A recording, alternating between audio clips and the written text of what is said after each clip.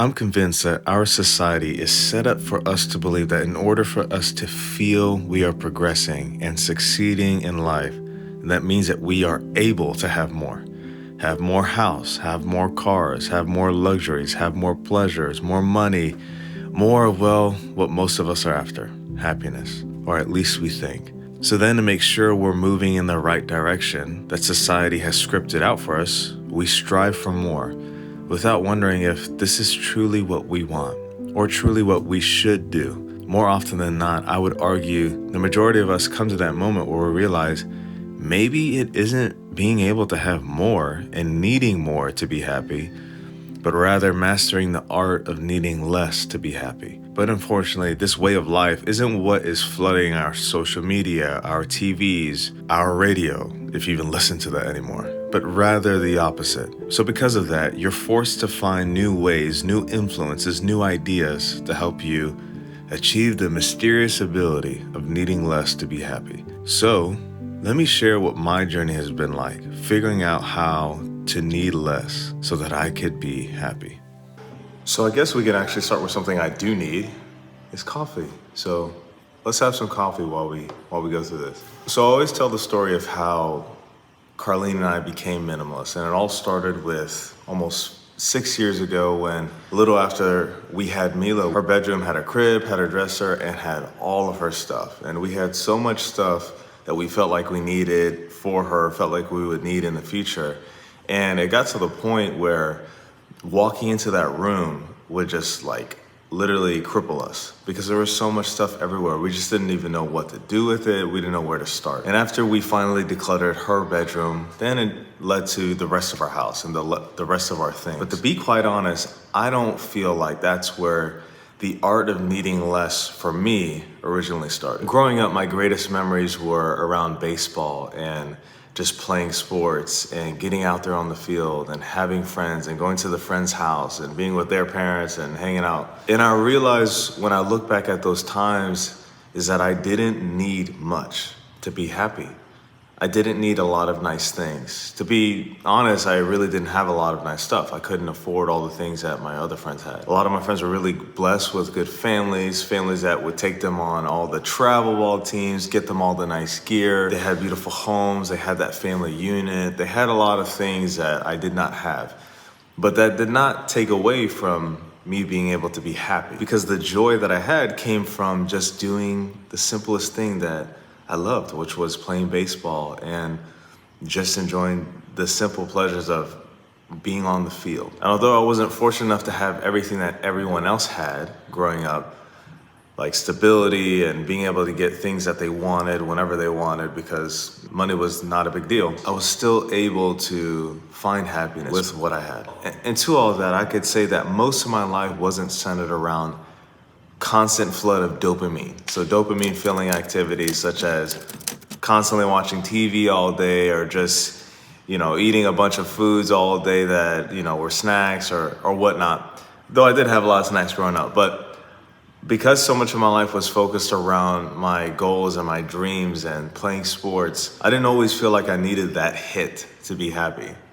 Now, I would be lying to you if I said that my life was always happy, because I don't think anybody's life is always happy. And to strive for that, I think, is something that we shouldn't do, because truthfully, life is not all about happiness.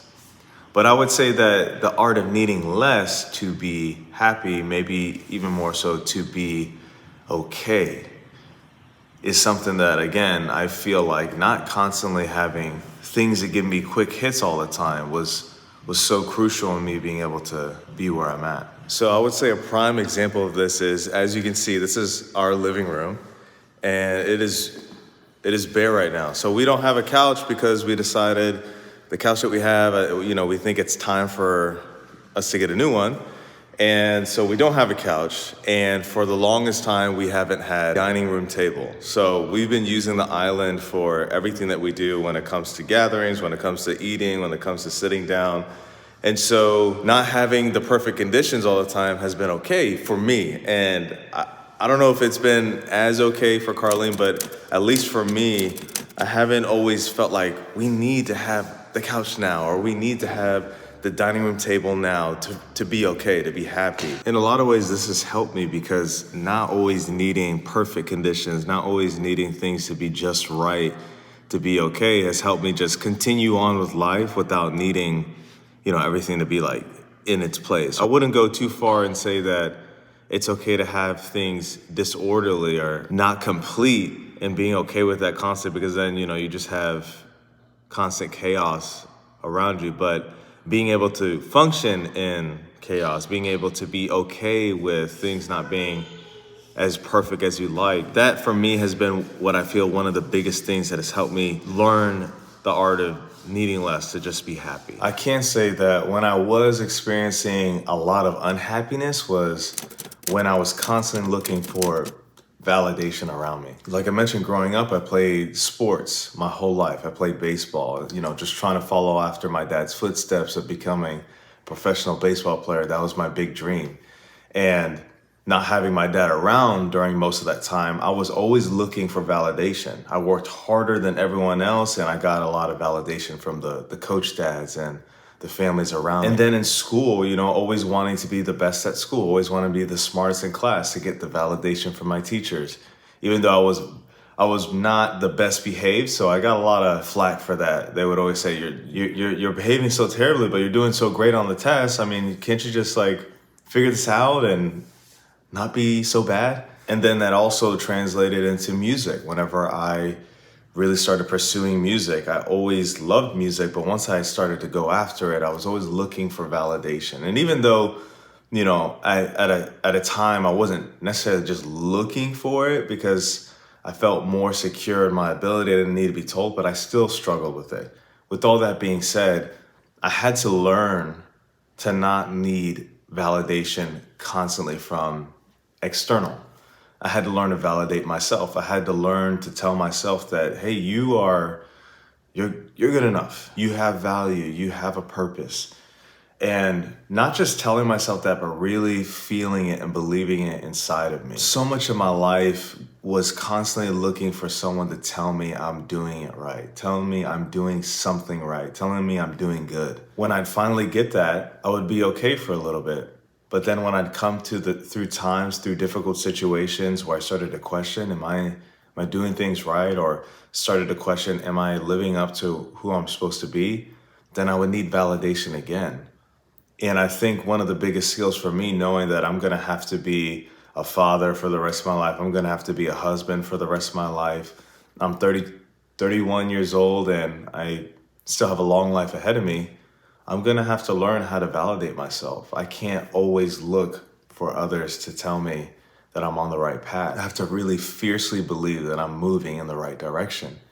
And that no matter what, regardless if I make mistakes along the way or if I fail at some things, that the original dream, the original intent was true. In this entire experience, my entire journey has led me to a life of wanting just a very simple and narrow focus, which is essentially growing as a human. Like I said, I'm 31 and I have so much more time in our family. Carlene and I, we have so much more time ahead of us.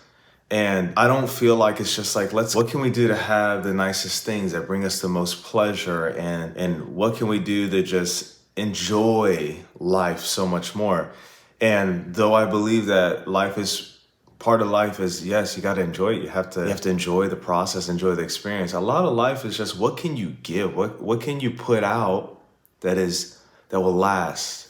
What can you put out that will have made this entire time that we have existed worth it? That doesn't really seem simple when you say it, but really just growing. How can we look back whenever we're older and be like, how did I grow as a father? How did I grow as a mother? How did I grow as a husband? How did I grow as a wife? How did I grow as a creator, as a person who creates things? How did I grow as an employee when I would go to work? How did I grow as someone who takes care of themselves? And minimalism has helped so much through that process because, even though the art of needing less didn't start at Mila's bedroom, didn't start when we had to declutter her room, but it was definitely one of those, like the wood in the fire. We were searching for purpose. We were searching for something. And when we came across minimalism, which helped us get through, a small blip in our journey, It became so much more of a lifestyle. It became so much more of how can we use this to better our life? How can we use this to live a life that we could be happy with at the end? And eliminating relationships, eliminating obligations, eliminating things, stuff, actual things in our life that get in the way of us being able to have that simple and narrow focus has really transformed us. If your desire is to not need so much to just be happy, to not need so much to feel good about your life, then start here. Start where you're at. Find some things that don't serve you. Let go of those things. Start looking for ways to validate yourself, to tell yourself you're going on the right path. Find what your passion is and ruthlessly get rid of everything that doesn't line up with that. I know that Carlene and I and our family, we're gonna constantly be growing towards needing less to be happy. Doesn't mean that we're not gonna have a big life. Doesn't mean that we're not gonna have things, but needing less to be okay. That is something that we want. And I want that for you too. So I love you guys. I hope this video has helped you, giving you some ideas on how you could master the art of needing less to be okay. I'll see you guys in the next video.